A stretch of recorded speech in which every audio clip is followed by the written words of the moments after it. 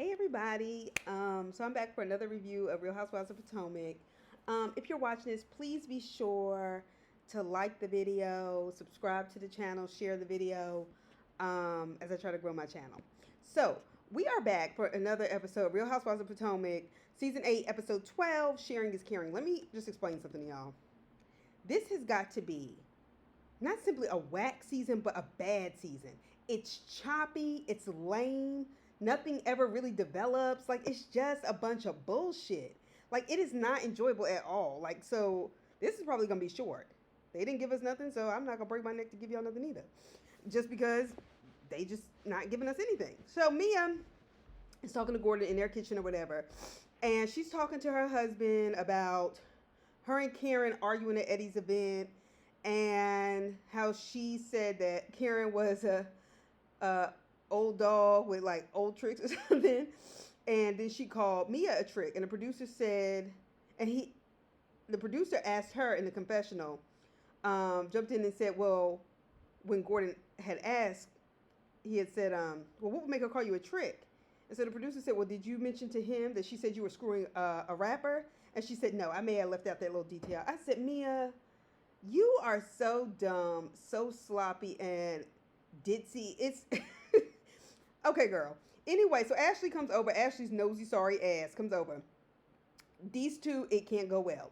So she said Mia began by saying, as a woman married to an older man, she said, I talked to Gordon about what would happen if we divorced, and he said that we would just work out some sort of arrangement. And I think Mia told Ashley this, I guess, as a way of getting into her business. And so she was like, what's really going on with this divorce? Like, yes, because we want to know. Because you told us and you live your life on TV. Ashley admits it's the security with Michael. Bitch, we knew that from the first time we saw this show in season 1. None of us were convinced that y'all loved each other, okay? It wasn't ever giving that. It's only the security, but it's not only the security, but also this old male whiteness that I think entices her, that she didn't have in her life because her father wasn't there. I mean, it couldn't be more obvious, right? So she talks about being evicted twice as a kid, and she doesn't want to go through that. She was like, my mom worked, but she couldn't make ends meet, so on and so forth. I totally believe that. I have empathy for that. I just think people who live like that ought not forget it and forget the pain that led them to wherever they have ended up, and then lack empathy for others. Okay? Especially with somebody that's as much of a bitch as Ashley. So I understand all of that. But with this show on Bravo, not TV One, not,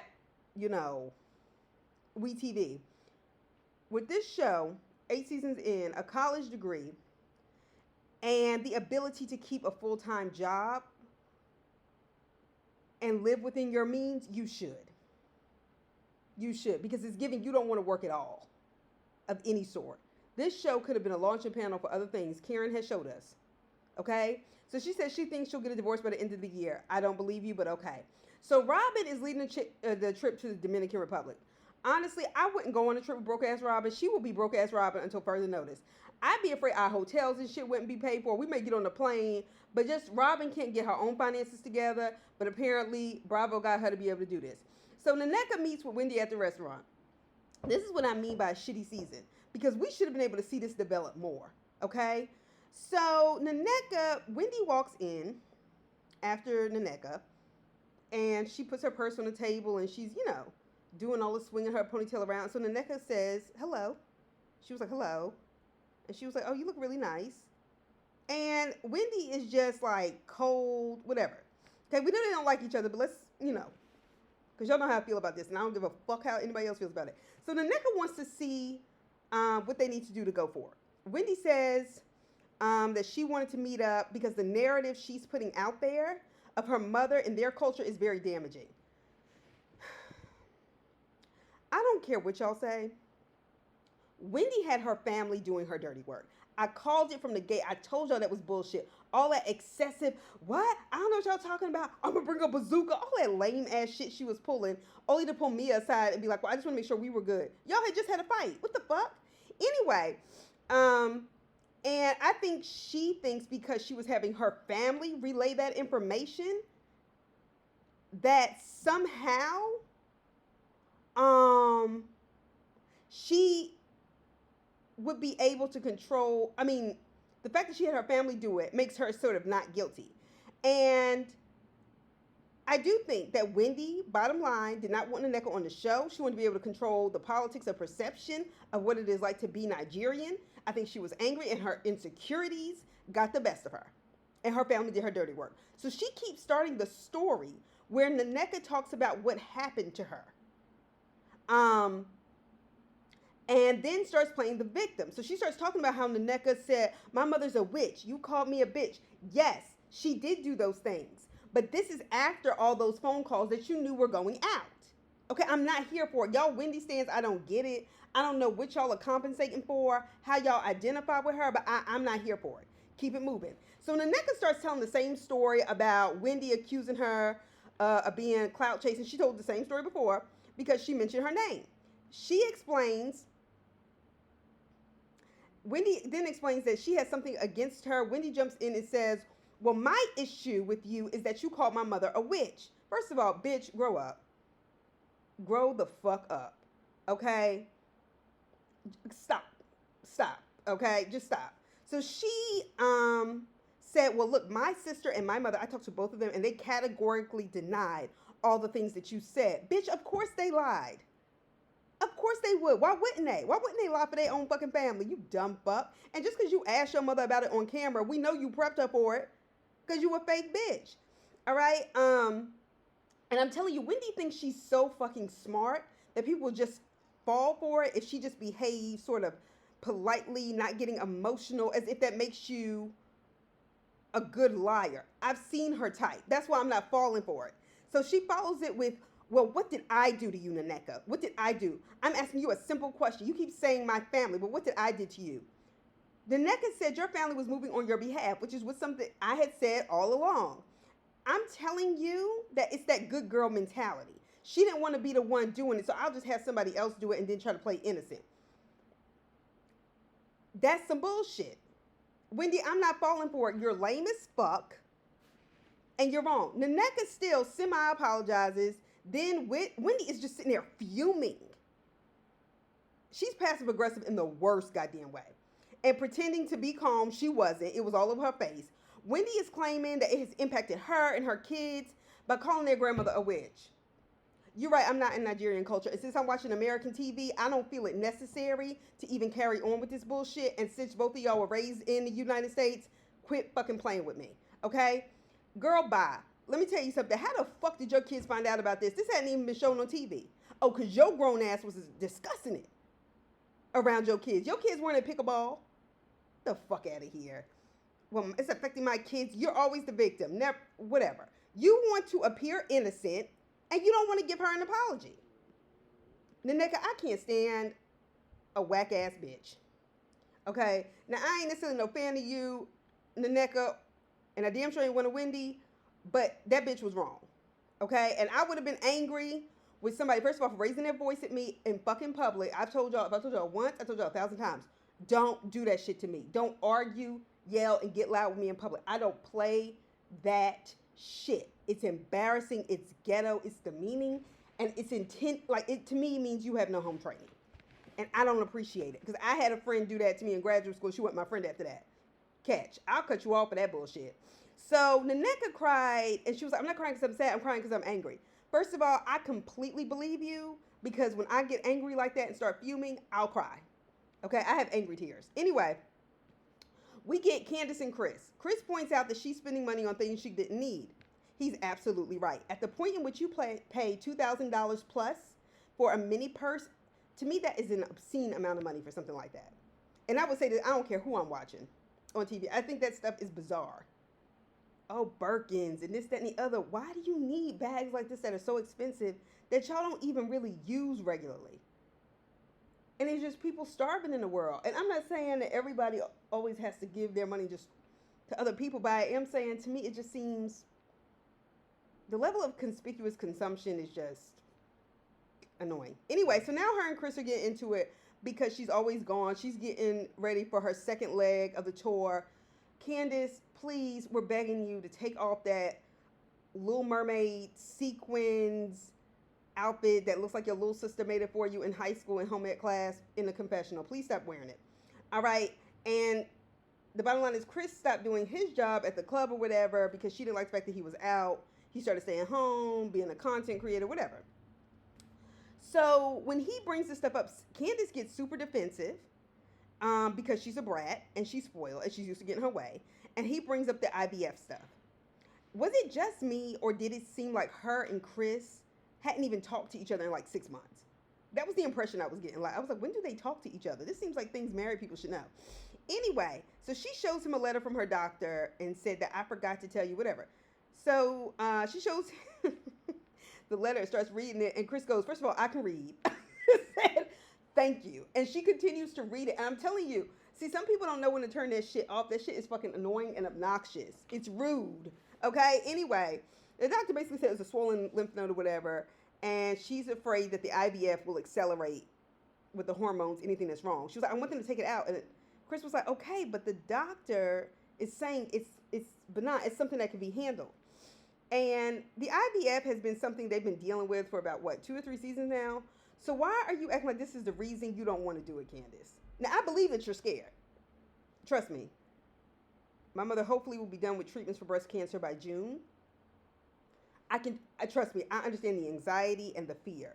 But this was also an issue prior. So it just wasn't, maybe you just don't want to have kids, and that's okay. But just whatever. Giselle and her daughters. Grace is graduating, which is cute. She's a very beautiful young lady. Wonderful. For some reason, graduations always make me want to cry. And I think because my experience with graduations were, my sisters, my brother, they were always moving on to something else, even though, never mind. I don't know. And it just made me cry.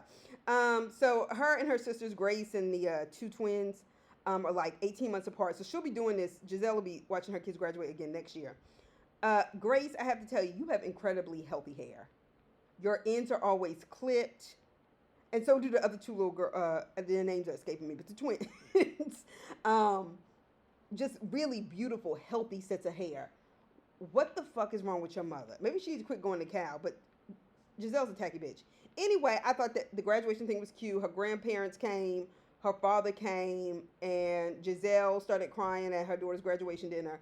Honestly, it was time we actually saw something real in Giselle's life and her showing emotion. But we know she'll be back to being a bitch in 5, 4, 3, 2, 1. That was short. Anyway, so we apparently have to get Robin in the scene with another outfit that doesn't fit or look good. Okay? They're shopping for the Dominican Republic. Is it just me, or every time I buy clothes by and large for a vacation, it's never really been worth it. I just end up spending a lot of money to wear something around people I don't know. So I feel like it's always better to just take your regular clothes. I mean, with the exception of a bathing suit and like a gel pedicure, I don't know what else you really need, but that's just me.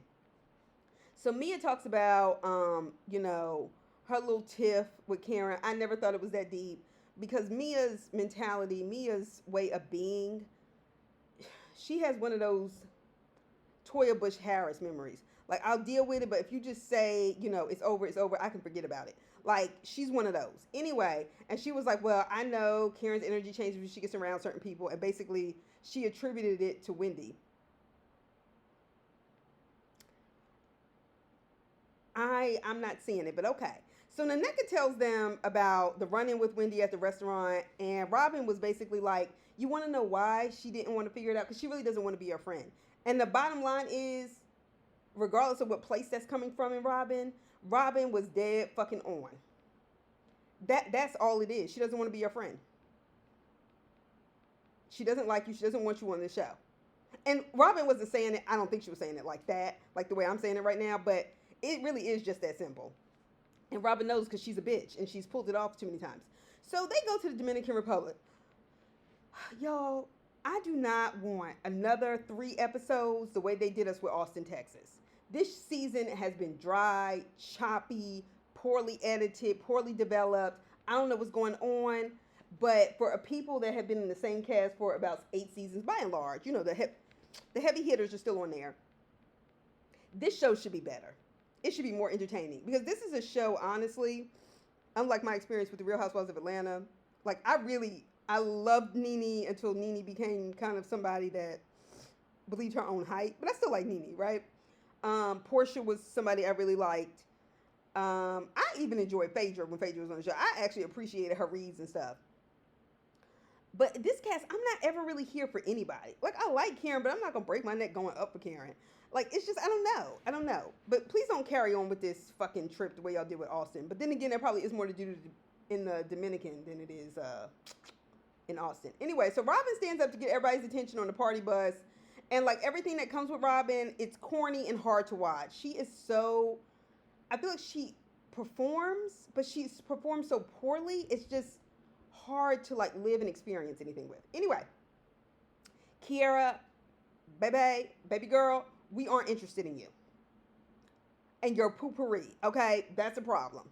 All right? Your voice is fucking annoying. As soon as you started talking, I was like, who the fuck is that? And then I realized, oh, they invited somebody else. So Karen tells the story of how Ray goes to the Dominican Republic every year, but 27 years ago, when they got married, because he goes every year for like a golf trip, and she said, I called the villa, and a woman picked up and said, oh, Mr. Raymond, he's not here, this, that, and the other. And he said it was the maid, whatever. Giselle is talking in the confessional. She was like, well, he has pulled the wool over her eyes. What maid do you know picks up the phone? None. But in a villa and in a different country, it's possible. That comes with a lot of service, American tourism, whatever. That's number one. And they do have to know English, like they do. And it's a very poor country. However, Giselle, considering the fact that you spun the block with Jamal, despite his multiple cheating, not only accusations, but proof of cheating over and over again, and with Sherman when he apparently was still seeing other women, talking bad about his ex-wife and the mother of his children, saying she looked like a horse, and then that man ended up playing you on TV. So hearing you point out when somebody's man is cheating and you didn't even leave those relationships, people had to leave you. I mean, I guess you left Jamal, I guess. I don't know. Girl, bye. Her and Karen and Ray are still married. They have a much healthier relationship and something you will never have because you are a terrible human being. So after a bunch of meaningless conversation, they finally get to the villa. Candace said she would like to know how the villa was paid for since Juan goes around paying for women's hotel rooms. Did he help? These broke motherfuckers. Whatever. So Wendy's corny ass does the toast to having no drama and getting drunk. Wendy is so corny to me. Like, I think that's also what it is. She's corny, and some of her trying to play the party girl because she's on reality TV is so forced, and I find that obnoxious. I am a firm believer in just being your fucking self. Certainly around friend groups. I know when you go to work, you can't act like you do when you're at home. But, like, I'm just making a point. So her trying to pretend to be somebody else is always obvious she's being somebody else. So, in the process of getting there, Kiara's ulcer starts acting up. I think she got sick. And honestly, I know I had real bad ulcers during graduate school because of the stress. And trust me, it's no joke. Robin starts picking on Karen in front of everybody as they talk about the rooms and says in front of everybody she wants to give Karen an experience she's never had before on a trip. And she is going to have a double. And when Karen started singing, do not pass me by, oh gentle savior, I died. Because that was funny to me. All right. And if it wasn't for Karen, this episode would have really fallen flat. So Karen is me. If I'm going on vacation, I do not want to be uncomfortable. I damn sure don't want to share no room with nobody. Okay. And these bitches don't get along enough for you to even feel like you can go to sleep without one eye open. And can nobody sleep with one eye open? Anyway, so while Karen is minding her business and trying to get a new room, Ashley comes over, interrupts her conversation with, like I said, these people who work there have to speak some kind of English, right? And is yelling and interrupting like, are you leaving? Are you leaving? Well, how are you going to be here if you have a room somewhere else? I said, bitch, I'm telling y'all, Ashley needs to be punched in the fucking mouth. And when I say punched in the fucking mouth, I mean lip swollen. Can't talk for several days. Like, she needs it bad. Like, that bitch is fucking annoying. So Robin started to tell the story of what Karen was doing to change her room to everybody. And Karen was doing Karen. Okay, like, you can be annoyed with it, but the way Robin's corny, weak bitch ass does shit, it would piss me off too. So Karen said, "Shut up, Robin. You don't know what you're talking about." And then, Karen had said something like blah blah blah, whatever, and she was like, "I'm not explaining anything to your raggedy ass, Robin." And Robin starts screaming, blah, blah, blah, blah, blah. We've seen her do this before. We've seen her carry on like that and try to act like, what was that when she went off and she was, oh yeah, when she was telling Monique, hit me, hit me. We've seen her try to antagonize people. And the thing is, Robin, you stay looking so goddamn stupid. How has Robin made it to 8 seasons? Because I know somebody put in my comments, well, her and Giselle are close. I don't think Giselle would do the show without her. And maybe I could believe that if the money game wasn't so strong for all of them. I don't think Giselle will ever be a friend to Robin the way Robin has been ridiculously loyal to her. I don't think she would drop that money. We don't need Robin. You're never funny. It's never cute. Anyway, apparently Karen can't get her room because the manager got scared of how loud they were. That shit, Ashley, could have been avoided. Karen said she's staying on the sofa. Ashley said, look, I'll give you my room, okay? And I'll go share with Mia. I bet you do want to share with Mia, Ashley, because you want to share with her so she can give you some fucking advice about how to fucking take men for all their money. Because Mia still apparently hasn't. You see she always dressed like a stripper. So then Robin comes over while her and Ashley are talking. Fucking with Karen again. Robin, how many times does Karen have to show you she is not the one? Certainly not to spar with verbally. She's not. She will play you 100,000 times. And that's why I know you whack, because you don't even know how to navigate this shit after 8 years, bitch. What the fuck? Anyway, so I think Giselle comes over to Kiara's room to check on her. She said, because she doesn't really know anybody here. She said, I kind of know of her because she used to be a hair salon through Cal. She said, so, from what she understands, she's sweet. But she wanted to check on her because she was sick. Apparently, nobody checked on her at all while she was sick. And she's supposed to be friends with, I think, Wendy. And maybe kind of with Candace because of Wendy, but not, And she was like, that's typical. No, Giselle, you don't check on anybody because you care about them. When you came over there talking about I'm concerned, you're not concerned. You're never concerned about anybody. And Monique told y'all about using that word concern when you want to get in people's business. Kiara, though, you stupid for going on a reality show trip of all kinds of trips with people who are not your friends. With people you don't fucking know like that. Period. So Mia is always just, I can't with Mia. So anyway, she comes in, they come in, Giselle, Robin, I think Mia, Ashley, whatever. So Giselle brings up that Karen raided Naneka's house. Why does that bother you, Giselle? Why? Y'all stay finding people to fuck with. And Karen falls into that category. You want to know why? Because her and Robin are really jealous of what she has. Karen has a real husband. Raised 2 kids. A husband who obviously embraced her son as his own and their daughter. And whatever. Ups and downs, but they're still together. Robin, you're in a sham of a marriage. You married somebody twice who was disinterested in you. I don't understand, Juan, why you would want to propose to somebody on TV that you don't even like. Both of them are just bizarre to me. Giselle's always mad that other people have a man and she doesn't. But I have my own thoughts about, anyway.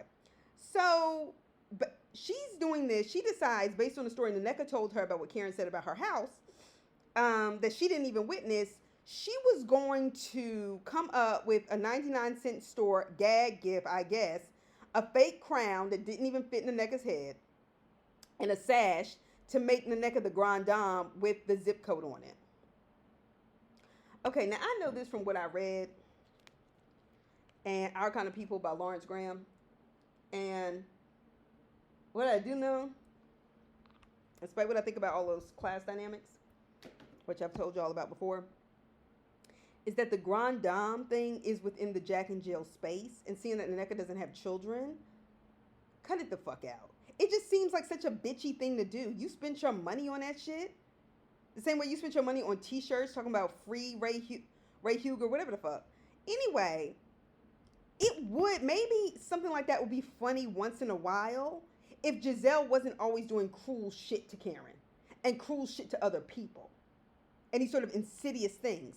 So Candace was the best moment of this whole goddamn show because Candace walked away. She had just had it. And she was like, this imp does anything she can do to inflict pain on anybody at any time. And this is the first time probably in all the seasons I have ever really felt Candace. And that was true. And I think she did the best fucking thing you can do. I'm not giving this shit attention. Because she does do it to hurt people. She does do it to undermine people. Yeah, Karen didn't have to do that. But that was also between Karen and Nneka. The fact that you felt that was necessary with that raggedy ass tear down, in the words of Karen, with that raggedy house you were in, what the fuck is wrong with you? She's just a jealous bitch. And not to mention her comments about Karen's wig, what she looks like without it. Ho, that raggedy ass weave you always have on your head, I don't think you want to talk about what somebody looks like without it.